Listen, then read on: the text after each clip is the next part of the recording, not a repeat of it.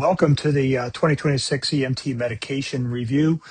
This is a video that I'm recording on behalf of our EMTs to assist them in meeting certain requirements. So if you look at our objectives, we are going to review the medications that are now permitted as within the EM scope of practice as identified by the MFETS board. And we're also going to review methods of medication administration. So with these changes that the board has put out, there's a responsibility placed on me as the medical director to make sure that all our EMTs have appropriate training and knowledge in order to safely administer these medications. So my feeling was that the best way to meet this requirement was to put this little talk together. So hopefully it's not too long, too boring, but I do think we need to cover some basics. And I think the other thing is that we're doing this so that you can meet the requirements of our 2026 EMT credentialing program, since we've expanded the credentialing requirements based upon the MFETS board scope changes. So if you view this video and finish it and take the 3 or 4 question post test, you'll meet the majority of the requirements of the agreed credentialing procedure for 2026. So bear with me. So let's first start talking about IM medications and methods of administration. And I know we had some training on this when we came out with the IM epinephrine as allowed by the board, but I want to try to be consistent and make sure that we have a certain knowledge across the board. So your medications for IM medication or medication for IM administration are going to come as either ampules or vials or as preloaded syringes. The ampules are what you see right here, which is basically the glass ampule. It's got a narrow neck and then a top to it. To safely open it and not cut yourself, use a 2x2 or an alcohol wipe and grab the top of the ampule, make sure all the medications are at the base, and quickly snap it, and it should break free. We really, if you do it right, don't have any problem with any contamination of the vial. You then take a syringe. My suggestion is you use a blunt tip needle on the syringe to draw up the medication. The blunt tips are safety tips, so you can't hurt yourself, can't accidentally poke yourself with the needle, but they cannot be used for injection of the medication into the patient, so you'll have to do a needle change out. But it is a good idea to use the blunt tips to pull up the medication. So as we're getting ready to pull up the medication, you take your syringe, you figure out how much of a volume you need of the medication. You pull back on the plunger to break the seal that's commonly there when the device is manufactured. You back it out to approximately what you're going to need for medication. You then stick it in the ampule or in the vial, and you can draw back.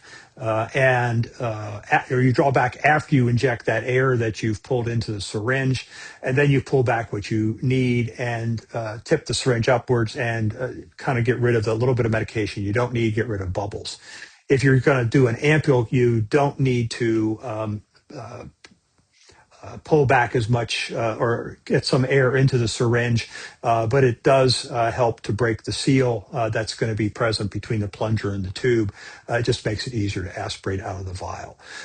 Same thing after you aspirate out of the ampule. Make sure you knock out any air bubbles and so on and get to your final volume that you need to administer as part of the injection. So you've drawn up your medications. Now you need to figure out where you're going to give it. And we really have 3 sites that we can inject medications for intramuscular administration. And the most commonly used is the deltoid muscle, which is at the shoulder. It's a nice and meaty, and you can use, or typically uses for medications up to a milliliter of volume. And most of the medications you're going to be administering are going to be in the 1 milliliter range. So you can use the deltoid area. Another area is the thigh. You can use the outer mid-thigh. You don't want to go in the inner thigh because there's a risk to hit nerves and arteries, and the most important thing you want to avoid is the femoral artery, which you could do some damage to if you administer the medication in the wrong place. So outer thigh, mid-thigh, halfway between the knee and the hip, that's your target. It's a big, fatty, juicy muscle, and you can administer up to 5 milliliters of volume there. And the last location is the buttock. And if you look at the buttock from behind, you want to be in the upper outer quadrant. You want to be far away from the inner lower quadrant where you have the sciatic nerve. but you can use that, and you can also administer a good amount of medication in that area. So upper outer quadrant of the buttocks. For most of our patients, the best place for administration, the easiest point is going to be a deltoid, with the second most convenient location being the thigh. If you're talking about children, particularly younger children, the mid lateral thigh is probably the best location for you to administer medications. So now you've got the site and you've got the volume. What kind of a needle are you going to use? This is a needle chart. It talks actually about the injection sites that you can use based on the patient's age, and it talks about the needle size. And for the different locations where you can inject medication, it tells you about maximum volume. So for an adult, the thigh muscle, you can do up to 5 milliliters, and the deltoid, you can do up to 2. I think I would try to stay 1 or less in the deltoid area. And then for the newborns and the children, the anterolateral thigh is the best location. And you can make adjustments on your needle sizes. Most of us use 1 or 1.5 inch needles that are anywhere like a 22 or 23 gauge. But you can use the 5/8 inch if you have it for children. So this is something to keep in mind in terms of identifying needle size and locations that you can inject. Now you've got the needle, you want to inject the medication. How can you do it? Well, we commonly use something called the Z technique, which is a way of moving the soft tissue around to close off the injection site after you pull out the needle. On the left-hand side, you see a finger on the skin, and what happens is you pull back on the skin, pull away from where you want to place the needle, and then you put your needle into the skin, and you want to get into the muscle, so you want to make sure you go deep enough to hit muscle. Most of the medications we're going to administer are poorly absorbed from the fatty tissue, so our goal is to get in the muscle, which is why sometimes you need to use the 20 or a 1.5 inch needle instead of a 1 inch.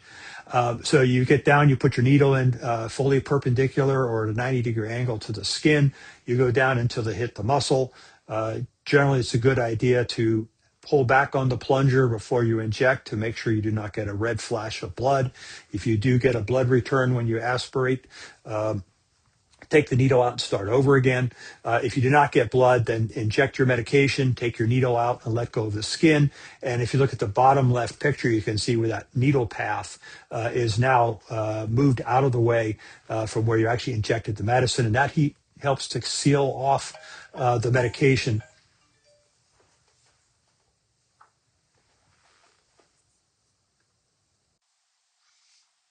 Sorry, I had an interruption from a medical director call. Need to move on now and talk about medication safety. And really, it's an important component of what we do. So if you look at our procedures, we have a medication cross-check procedure. If you're going to administer medications, you are subject to the procedure and you need to follow it. Recently, we've had several significant medication errors that could have been avoided if our providers followed the procedure. So essentially, it's a two-person procedure. You indicate as the primary provider that you can do a medication cross-check. Your partner says ready, and then you as the provider say, I'm going to give X medication. We'll use epinephrine. I'm going to give epinephrine. IM for acute anaphylaxis. Your partner will say, are there any reasons not to, or any contraindications? You'll say none because the patient's in anaphylaxis and they need the epinephrine. The partner will say how much, and you can say, I'm going to give 0.3 milliliters of 1 to 1,000 epinephrine. And your partner will say, sounds good. You show him or her the vial. Even if you want to be really good at it, really correct, you show them the syringe with what you've drawn up to confirm the volume, particularly if you're fairly new at administering these medications. Your partner will sign off on it, and then you administer the medication. So this may seem a little laborious, but it doesn't take that long, particularly if you work it into your work process as you're taking the medication out and preparing it to administer to the patient. Medication errors are never events, meaning they should not happen, and we should not accept them as something that's just a thing that happens as part of business. We need to keep our patients safe, and that responsibility rests on us. So having said all this, you have to think about documentation. So if you're going to administer medications, you need to document what you do. My first question for you is, do you have access in your electronic patient care reports to uh, all the items you need in order to appropriately document all the medications you're going to administer to the patient? So maybe in the past you could administer Narcan, but do you now have access to the necessary clicks or buttons to administer epinephrine or ondansetron or glucagon? So check with your EMS coordinator to make sure you have access. What are we going to document? We're going to document the medication, and with that comes the time that we administered it, the dose of the medication, and how you administer it. For you, it's going to be intranasal, oral, or IM, or as a nebulized medication. At some point, you're going to need to determine whether or not there's any adverse effects and document them if they occurred, or you could document none. And I would also suggest that as part of your narrative, you indicate that you administered medications following the cross-check procedure. That's just a way of verifying that you've done something. And if there's ever any questions asked, we can verify that you've got it documented. So we have to be able to document. A lot of this is already automated. Just make sure you have access to it and make sure you know how to do it appropriately. So looking at some of the medications and specifics, let's start with adrenaline. This is what started it all. You in the past have been able to use and administer EpiPens or other auto injectors of epinephrine. And the indications for adrenaline or epinephrine is an acute allergic reaction or anaphylaxis. So if you have a patient who's got swollen lips, wheezing, and hives after eating shellfish with a known shellfish allergy, that would be considered an allergic reaction and possibly anaphylaxis. You're going to treat them with epinephrine. When will we not use epinephrine? Well, someone who's been known to be hypersensitive to the medication, that's very rare. Patients may report adverse reactions to epinephrine as a hypersensitivity.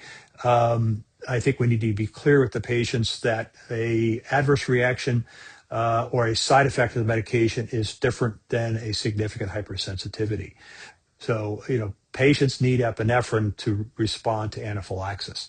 Another thing as a possible contraindication, and we call it a relative contraindication, is glaucoma. Epinephrine can exacerbate glaucoma, but we have to weigh the risks versus the benefits. If your patient's acutely ill with allergic reaction, they have the potential to die, and the treatment is adrenaline or epinephrine as soon as possible. And if there has a transient effect on their intraocular or their eyeball pressures, so be it. But we need to treat their allergic reaction. It's better to have a patient who is alive with some potential problems with their glaucoma than a patient who's dead because we couldn't treat them or didn't treat them with epinephrine, worrying about glaucoma. So not to minimize glaucoma or other chronic conditions, we just have to be aware that sometimes we have to take the better of two bad choices.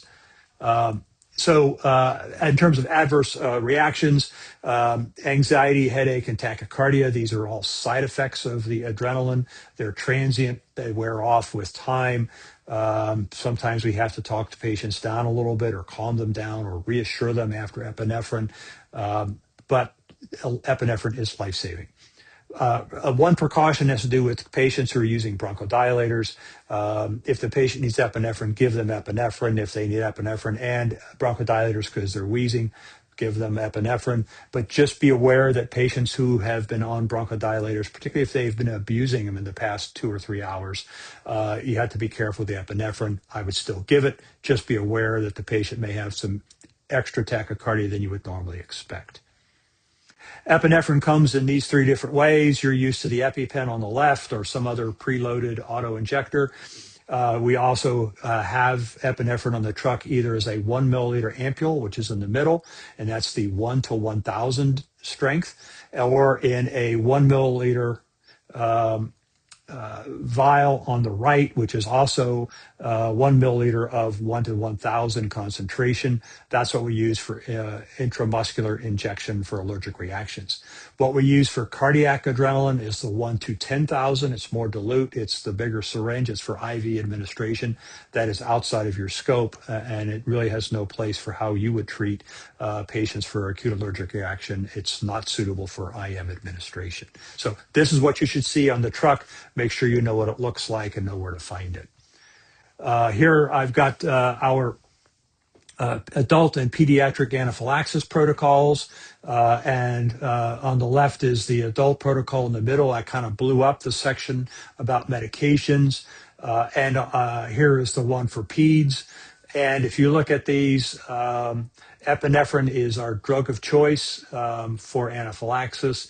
And if you are the least bit concerned about a patient having an allergic reaction, epinephrine is the first drug, second drug, and third drug we're going to give, and is now in your scope of practice, be able to administer it.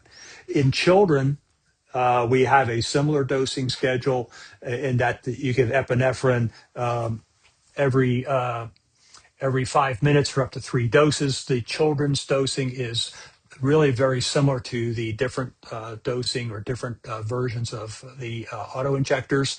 So children of 7.5 to 15 kilos get zero point 0.1 milligram IM of the 1 to 1,000, which is 0.1 mLs. If they're 15 to 30 kilos, they get 0.15 milliliters of epinephrine. And if they are greater than 30 kilos, they're going to get 0.3 milliliters, which is the same as the adult dose. Both adults and children can get up to 3 doses IM every 5 minutes as they need it for allergic reaction. We have other medications as part of our treatment protocol for acute anaphylaxis. Other than nebulized bronchodilators, they are outside of your scope. So for an allergic reaction for you, it's epinephrine. If they have wheezing, you can start bronchodilators, which we'll talk about in a minute. Bronchodilators, here we are. Really, we're used to using albuterol and ipratropium. These medicines either come separately in a vial or they're put in a single vial as duoneb. Be aware of what's on your truck. You may see both on the truck depending on your circumstances, but a vial of duoneb is same as a vial each of albuterol and ipratropium. So that's one of the bronchodilators we use.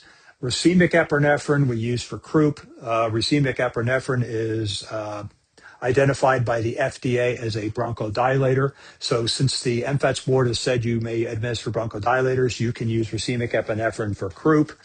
And then if racemic epinephrine is in short supply, we can use nebulized epinephrine for as an alternative to racemic epinephrine. If that ever comes to fruition where we have to use epinephrine as a backup, you will be notified by your EMS coordinator. When will we use these medications? Well, the duonebs we use for acute asthma, bronchospasm, or exacerbation of COPD. If the patient's wheezing or saying they have a flare-up, just administer the bronchodilator. Racemic epinephrine we use for croup, which we see in kids generally between 6 months and 24 months of age. They have that barky cough. It's viral, tends to happen at night, and you can often hear them as you come through the door. Racemic epinephrine is the treatment of choice for that. What kind of contraindications and cautions do we have? Well, these medications can cause tachycardia.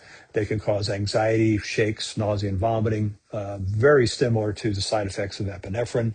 Again, use in caution with patients with glaucoma, but it's risks versus benefits. If the patient can't breathe and needs bronchodilators, give them the bronchodilators. We'll deal with the glaucoma in the emergency department if we have to. And then avoid in patients with known hypersensitivity. We occasionally have patients who have an intolerance or a true hypersensitivity to albuterol or ipratropium, and we may have to give just one of the other drug that they're not sensitive to. Not very common. I don't think you'll see it very often, but it may happen.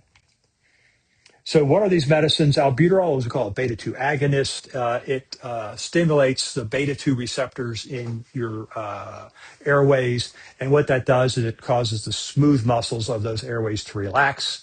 So when you have bronchospasm, you have constriction of those smooth muscles that makes the tubes, the breathing tubes, the bronchioles smaller. And when you have smaller diameter tubes, you just don't get as much flow. It's no different with a 5-inch line versus an 1.5 inches. You're going to get more water through a 5-inch than the 1.5 inches. You're going to get more air through a dilated bronchial tree than through one with a lot of bronchospasm and constriction. So that's how it works. Side effects of albuterol are tachycardia, sometimes muscle tremor, and sometimes headache.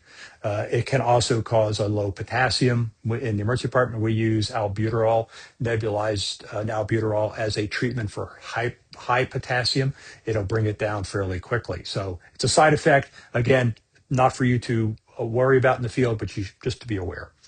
Ipratropium is a different kind of bronchodilator.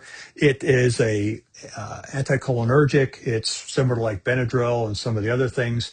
It also causes relaxation of the smooth muscles of the bronchioles and the bronchial tree. So they relax, you get bigger airways, you can move more air. This medication, if it misses up into the eyes, it can cause eye dryness. It may actually cause little dilatation of the eye of the pupils. It can cause a dry mouth because that's what anticholinergics have as side effects. And if enough of it is absorbed systemically, it can cause urinary retention. So something just to be aware of, but not to keep you from giving the medication. And then again, Duodeb is just pre-mixed albuterol and ipratropium. For us, it's actually a little cheaper than the two meds separately, and it's much more convenient. Racemic epinephrine, it's we call an alpha-1 agonist, which basically causes vasoconstriction of blood vessels. If you look at children with croup, they have swollen membranes of the voice box and the voice box area and the larynx, and those swollen membranes will shrink and have less swelling if racemic epinephrine causes vasoconstriction of the blood vessels. So it causes vasoconstriction of the blood vessels of the soft tissue, which reduces swelling, which means there's more room for air to move and less coughing and barking. Usually works quickly in 5 to 10 minutes, and its effects usually last an hour or two. One of the things you need to be aware of with racemic epinephrine is these patients have the potential to rebound, meaning they get better and then they get worse. So our procedure is if we treat the patient with racemic epinephrine, we transport the patient. This is a good group of patients to start treatment as you are getting them in the truck and as the truck starts moving, because we do not treat and not transport these patients. They get racemic epinephrine and transport. Dr. Kadish did a MEC minute this past October. If you haven't had the opportunity to review it, please do so. She goes into much more and much better detail on croup and treatment of croup. From equipment perspective, this is probably all old review, but I just want to cover it. We typically use the Bowl Acorn nebulizer. On the left, you see the bowl in the mid section of the picture, and then you see the top cap to it. And above that, you see a T-piece that goes off to the right to a vent and to the left to a mouthpiece. Sometimes it can go left into a face mask, or it can go into a trach mask. So you can use this device for patients with tracheostomies that need bronchodilators as well. You put your medication in the bowl, screw the cap on top. You put the other pieces together. You put your oxygen tubing in the bottom of the bowl, and you set your flow rate at 3 to 5 liters a minute, and just let the patient calmly breathe the medication in and out of their mouth. If you're talking about a young child, sometimes they are so agitated, we do a blow-by where we just blow the mist by. It's often better if you just put a mask on the nebulizer and ask mom or dad to sit the child on their lap and hold the mask near the child's face. The child may not let you put it on their face, but the parent can often get it pretty close. On the right-hand side, you just see what the packages look like for the medications. Please make sure you know what's on your truck. Here's our bronchodilators protocol for respiratory distress for adults. If the patient is wheezing, we can start the Duodeb. We can do 3 doses for the patient, and after 3 doses and you have a long transport time, you can then transition to albuterol only for additional treatments. So we have some departments that have 35, 45-minute transport times. They will go through the 3 doses of Duodeb. They will then transition to albuterol only for the remainder of the transport. The other thing I think is important is don't forget CPAP. So you are allowed and authorized as part of your scope of practice to use CPAP. We can administer bronchodilators via CPAP. If you have a patient who's having trouble, don't think about putting the patient on CPAP with nebulized bronchodilators through the CPAP device. If you're not sure how to do that with your equipment, please ask your your EMS coordinator to train you to your devices so you can use it. CPAP can be life-saving for your patients. So use it if the patient has any significant respiratory distress, particularly if they're hypoxic and do not seem to be doing well. Get them started on the CPAP. Glucagon, newly added to what you can administer, and glucagon you can give IM. Glucagon is a chemical that causes the liver to break glycogen down into glucose. So when you eat sugar, if you consume more sugar than you need, your liver is going to convert some of that sugar into glycogen, which is then stored in the liver and available for future metabolic needs.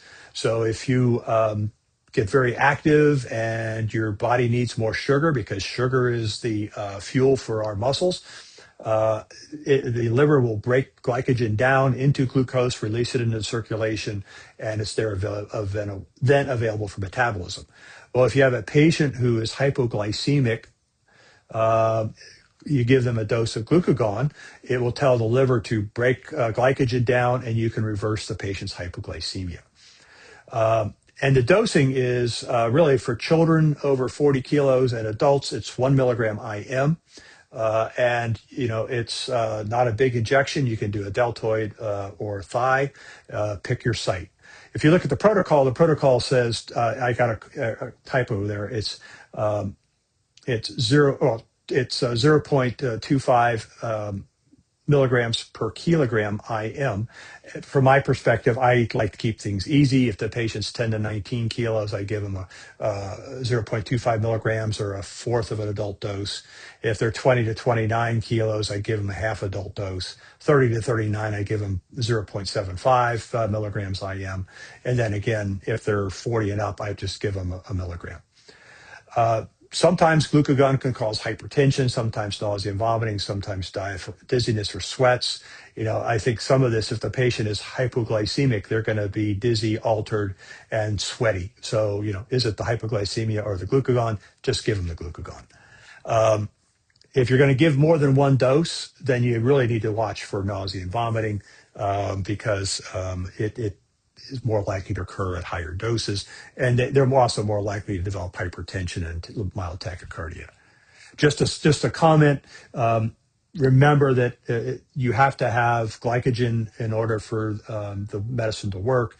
Patients with cirrhosis have no glycogen stores, so they have no glycogen for breakdown into glucose. So if you have a patient with cirrhosis, you can use glucagon, but don't expect a great response to it. You may have to find alternate ways of managing their hypoglycemia, or get a paramedic involved who can administer intravenous dextrose.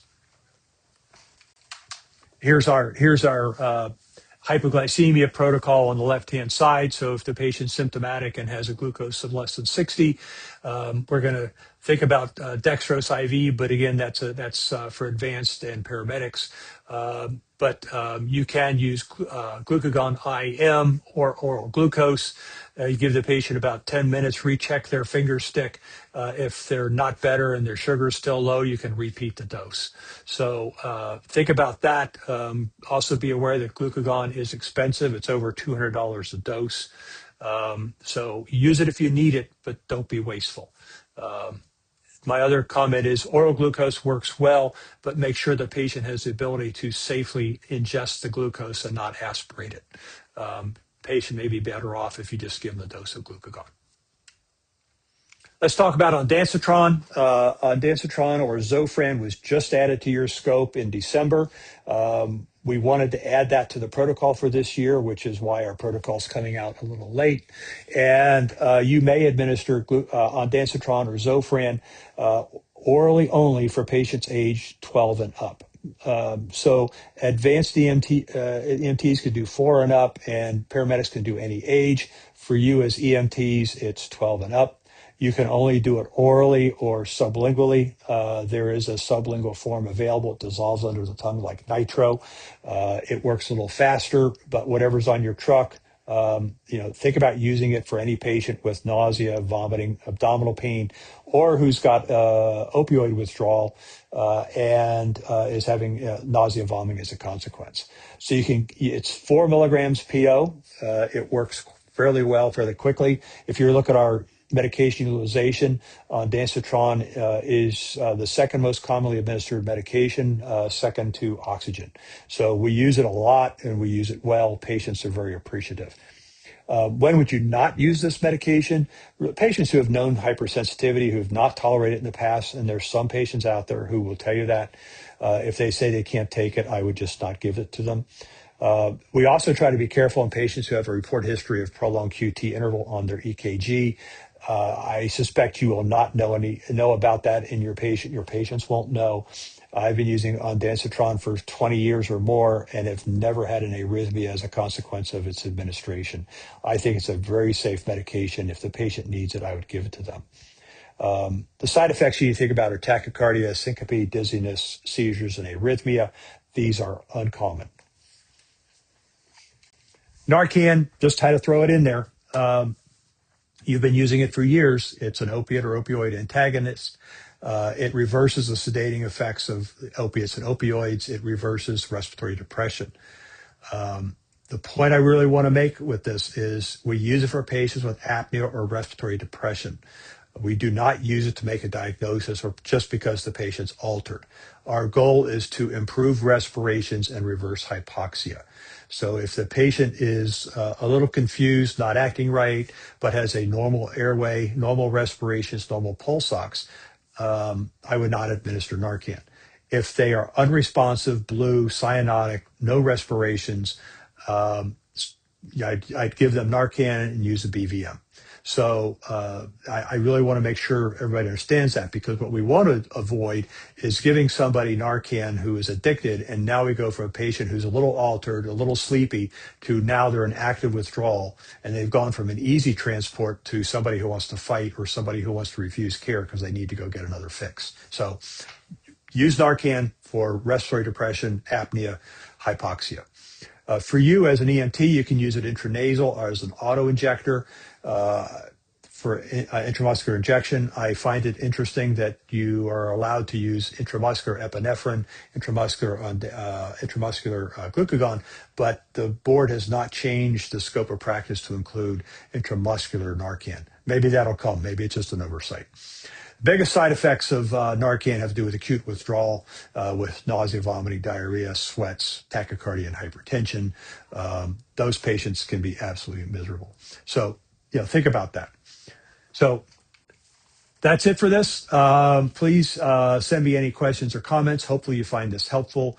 You can get half an hour of CE credit for this, but you'll have to take a three or four question post test. Not a big deal. So thank you very much.